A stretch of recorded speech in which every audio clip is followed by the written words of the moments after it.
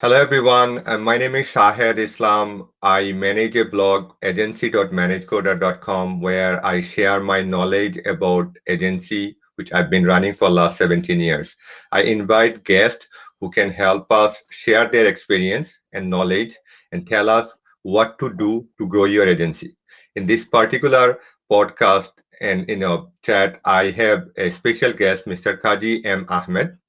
Kaji, welcome. Welcome to our session and thank you for your time. Can you introduce a little bit about yourself? Sure. First of all, thanks for having me. Um, I'm basically a professional trainer, facilitator, coach within the broad area of soft skills and specifically on leadership. But I started my career at a private university in Bangladesh where I taught many courses related to soft skills like organizational behavior, business communication, and human resources management. So for the last 15 years, I'm basically doing soft skills training, not only in Bangladesh, but in Malaysia, in Afghanistan through German contracts. And especially, I have some experience in the IT industry as well. So maybe we will elaborate on this as we go along. Thank you. The reason I actually invited you because we are doing this series of podcast targeting Bangladeshi software development company where we see a huge potential. And what the reason I thought you can share your knowledge, like one of the problem I see on that industry when a company who is doing business outside Bangladesh or India and targeting US client, one thing I have noticed that companies are not investing enough time on soft skill. So my first question to you would be, because you and me talked about it many times in last few years, that Indeed. soft skill is Right. more important than hard skill because I have seen successful companies nowadays who are doing business Mhm. from those countries and they are successful. They actually emphasize on soft skill. But I have noticed a similar problem in Bangladesh where people don't even spend and invest anything on soft skill. So why soft skill is important, Adi? Yeah, I think it's almost obvious, as you say, but any young professionals are not aware of it. I would start by saying people get hired on their technical skills initially. Of course, it's an IT company, it's understandable. But where do they work? They work with other people. They eventually are groomed for leadership positions, first supervisors, managers, and all the way higher up. So often they don't realize that hard skills are easier at one point, but soft skills are not soft. It's actually hard in the sense that you have to have so much uh, more careful to acquire those. I mean, I can go on and on. Probably later we'll talk about it. But if I take interview of top management in the companies I work with, if I ask them as part of my training need assessment, I ask how confident are you about the technical skills of your colleagues, junior colleagues and others. They say, yeah, they're fine. Maybe they need 20% improvement. But if I ask, how about their soft skills? How about their communication, team building, self-awareness, negotiation, and so on? They say, hey, that's maybe three times more important because they are, to begin with, at the universities and technical institute, they have not been exposed. Same goes with the doctors anywhere in the world, perhaps more so in Bangladesh. So these are the things come out that to be able to, because it's not about, yeah, sometimes we work alone, but often we collaborate with other colleagues. We want to understand user requirements. So that's where discussions come. That's where communication comes. And that's where soft skills come in a big way. So they miss the point. They think technical skill is enough. We need both, I admit. Without hard skills, you cannot ultimately deliver the product, the service. But without soft skills, you cannot even develop it. So that's where the importance of soft skill lies. Thank you. Agree with you. Over last 17 years running my agency, one of the things I have noticed that when I brought in an employee, they Mhm. learn technical skills very quickly. but training them on soft skill is so hard, and especially, and this is where the topic comes in, what you may say, what you said before, that Right, to right. me the soft skill is more important because the companies we are talking about here, our audience here, you are running a software development or website development or web design company in Bangladesh or India, Mhm. and you actually need to deal with client here, and your client actually appreciates soft skill more, and that is where I feel it's more important to train employees on soft skill in if you want to grow to the next level. Yes, you can go to a certain point, but without soft skill you cannot go to that. So on that perspective, do you agree with me on that, that if they want to acquire more client, if they want to get more business from outside, soft skill is Mm. more important? Because you mentioned communication skill. I would agree. Within Bangladesh, speaking the same language, being in the same culture, okay, it's okay. People can get along, and to some extent. But when it comes to cross-cultural experiences, people from other countries, let's say your clients are in the U.S., let's say. First of all, often somehow we have not really nobody taught us how to listen, and when we listen, what kind of body language we also show. These are very basic to some people, and often a client would judge not only the CEO's ability to listen or speak, but they want to see who are the team members, who are the people who will actually do my work. Do they understand me? And in the meetings, in the negotiations, let's say, it's okay to negotiate, but if they don't even understand, I'm not talking about language, but beyond, if you disagree with your client, how do you say it, for example? Or if you don't understand something, do you actually say, oh, I missed that. My apologies. Could you say it again? Or anything for that matter. And sometimes clients do want to see the that problem solving, in fact, creative problem solving, even as we discuss user requirements and all that. And when I listen well, I can respond well.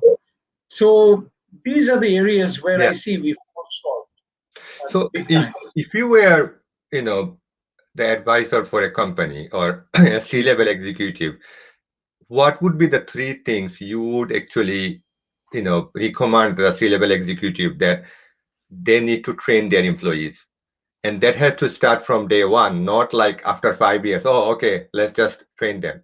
So the reason, we get confused with soft skill. There are so many skill out there. You can Google it and you can find it. But the reason I'm asking you that from that perspective, where the client is based in outside Bangladesh or India or Mm, subcontinent, mm. what are the top three skills we need to start training people from day one? Sure, sure. Oh, top three. Yeah, yeah.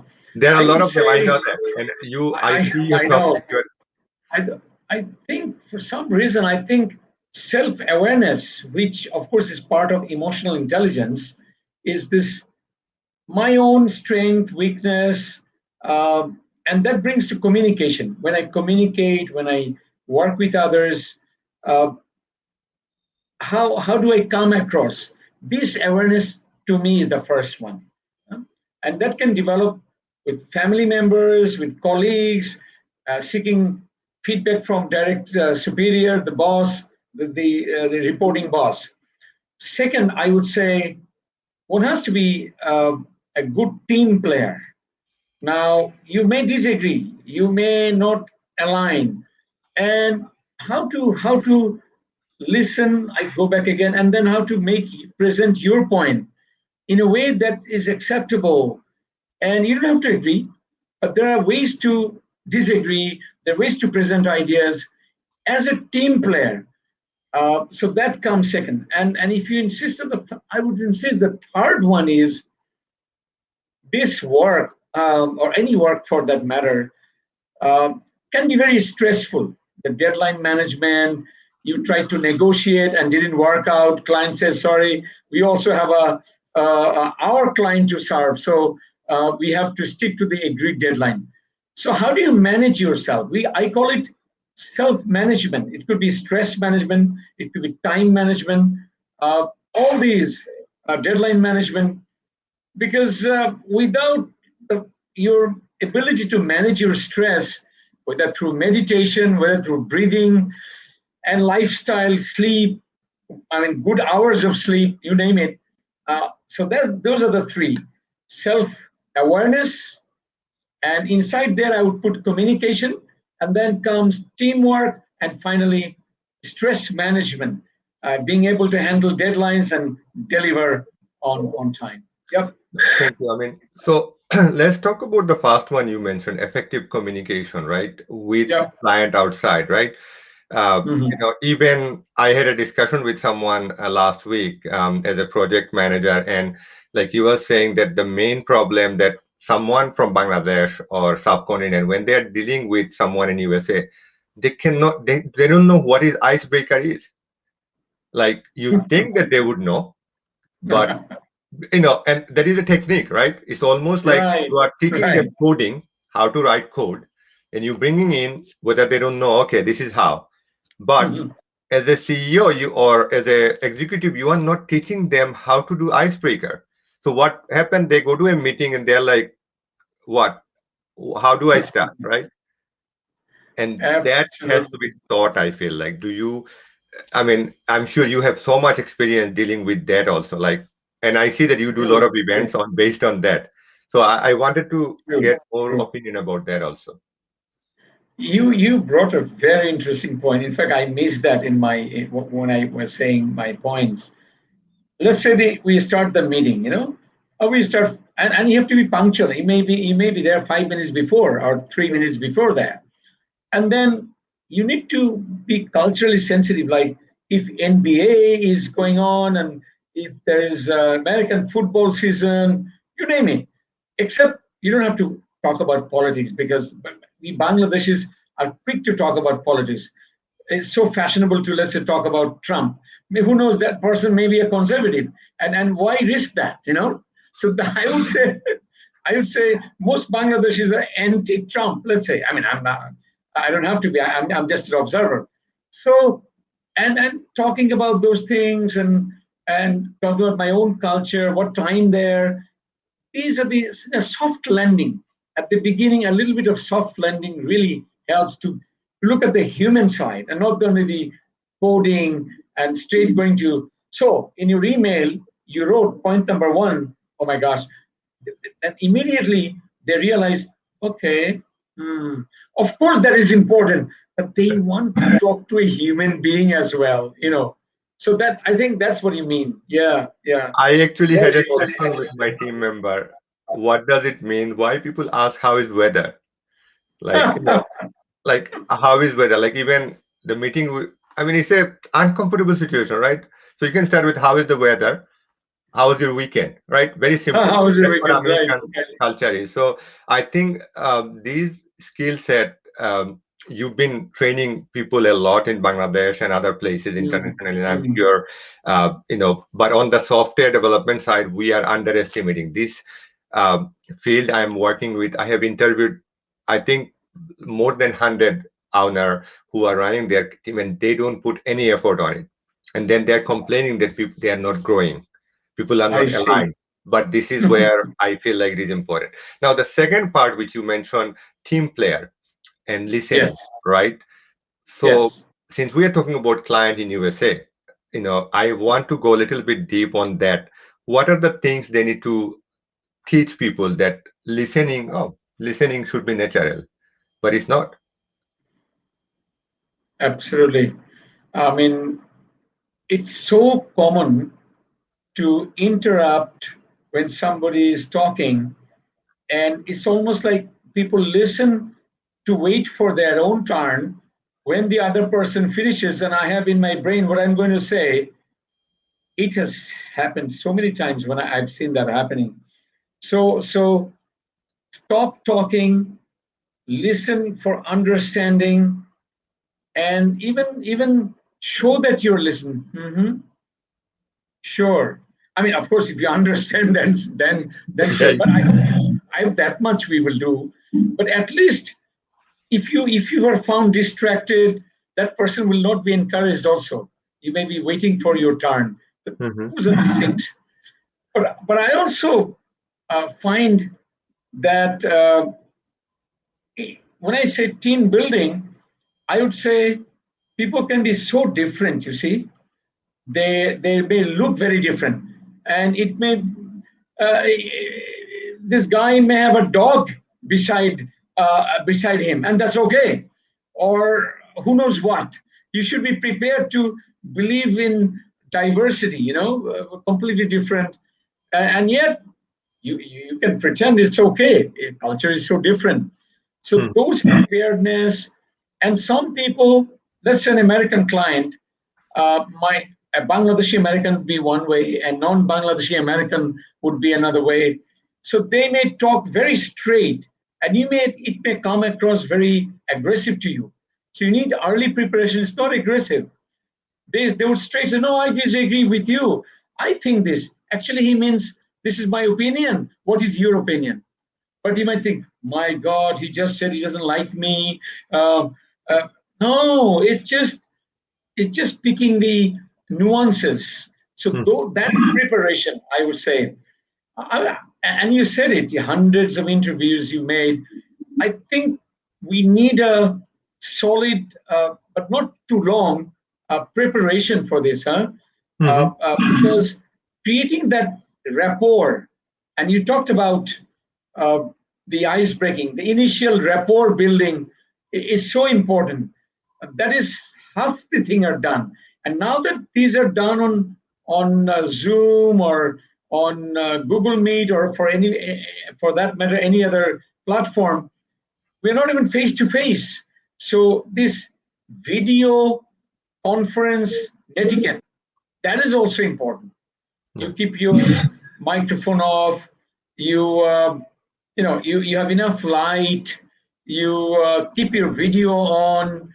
You make sure your family members, you tell them that I will be for some time away. So although it doesn't matter if my kid comes in on the camera, but still you do a little bit of professionalism, including, okay, I went out today and I'm like wearing a jacket right now. I could have been wearing a full sleeve shirt. So subtle things, Hmm. those needs to be attended to as well, in my opinion. Yeah, Your organization has been doing this kind of training, right? And absolutely. I'm sure that you sometimes get frustrated as the executive, and I also feel. So one thing I have done with my company, that we have this personal development class every 2 weeks we do. And sometimes we invite outside guests, sometimes our internal employees, myself, been doing it for almost 6 years. Now, Wow. immediately it does not bring result, but Mhm. I feel like it is important to have training. Now, what do you suggest? Like, what are the your suggestion, right? Sometimes formal training is very hard to arrange. Now, because of Zoom, you could probably. What are your suggestion to executive that what should they do to train employees on soft skills? Um, Although, I mean, resources are limited, even more so, some people claim during this pandemic.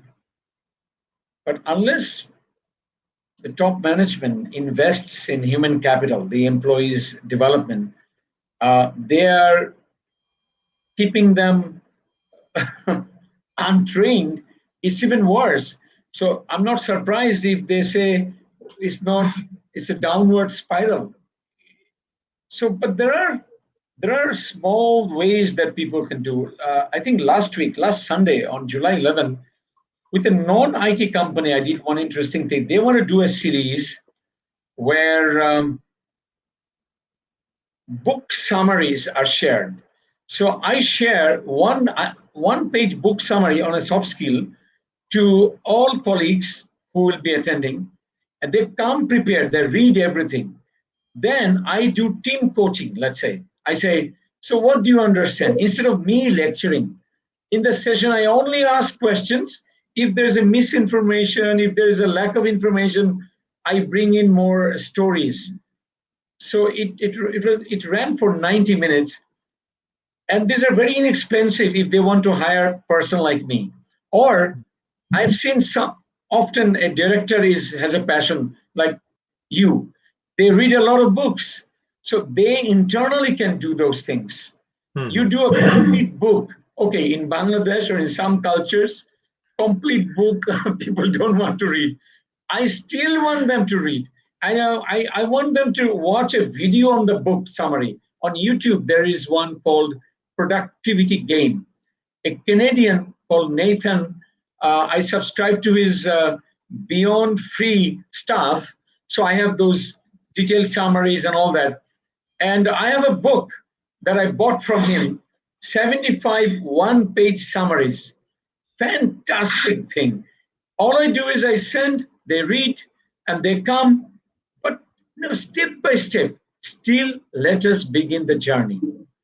Create nowadays, social learning, because long time back, Center for Creative Leadership in North Carolina, I think in the US, they came up with the research that 10% is only outside learning. 20% is you learn from your colleagues and you learn from your senior colleagues. Okay. And 70% is actually when you work. Now, the trouble is when they work, they make so many mistakes, they don't have a clue how am I going to learn. So it may start with the 10%, an outside facilitator, and they can design how these people will learn through learning buddies, like two people, three people together. And the senior colleague would know what the junior colleague went through. So they ask you, okay, you committed, your behavior change, you'll be better listener. I'm going to observe in our next meeting how you become a better listener. That's called 20%. Quickly, let me finish with the 70%. So someone like me, what we do is we say, okay, I've done my 2-hour session. So you understand this. So can you write case studies in 1 or 2 paragraphs? Those are case studies. Develop a case. I went to that meeting and that person was not listening. Okay, I was listening. So develop these observation based cases, small vignettes, not even cases, mini cases. You see, then they become aware as they work. It could be, communication. It could be teamwork. It could be negotiation. So they are self-aware what they learned, and then they are developing mini cases because when they're working, the boss is not there, colleague is not there, they're alone. But HR department needs to be very serious. Most people don't want to work on those things. I even give samples like this paragraph. You only change the name and the time, but still do it because that's when they really learn. Small learning, right? So, Yeah, for thank learning. you, For learning. Kaji. I do appreciate your time. Looks like we need to have more session to discuss this. I mean, it's endless conversation we can have it, but we are True, running out of true. time. How do people contact you? What is the preferred way of contact via LinkedIn or Facebook? If you can mention. Yeah, yeah. LinkedIn, they can LinkedIn, Facebook. These are the two most common ones. I spell my name as Quazi as Q-U-A Z-I, as they can see under my name, and name is seen here. So and my website is the private training that I do is called futureleaders.asia. Is future leaders, of course, together .asia. So that's how they can reach me on through my Thank you, website. Kaji, for your time. Looking forward to talk to you soon. Thank you. I appreciate it. Thank you. Thank you. Such a pleasure. Take care. Thank Bye you bye. again. Bye.